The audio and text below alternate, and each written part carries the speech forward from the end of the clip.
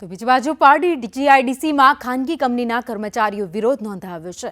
સમયસર પગાર ન મળતા કર્મચારીઓ હડતાલ પર ઉતરી ગયા છે।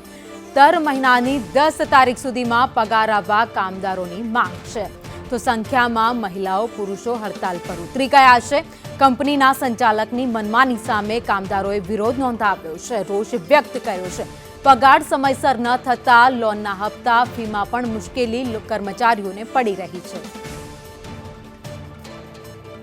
વધુ અપડેટ સાથે સંવાદદાતા જાવેદ ખાન અમારી સાથે જોડાઈ ગયા છે। જાવેદ, છેલ્લા ઘણા સમયથી કંપનીના કર્મચારીઓને પગાર ન મળ્યો, જેના કારણે હવે વિરોધ પર ઉતરી આવ્યા છે।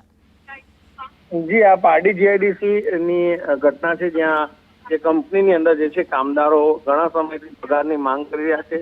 સાથે સાથે પગાર વધારવાની જે માંગ છે એ પણ કરી રહ્યા છે।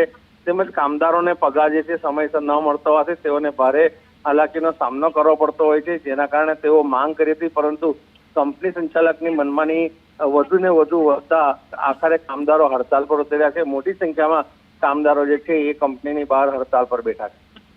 આભાર માહિતી માટે।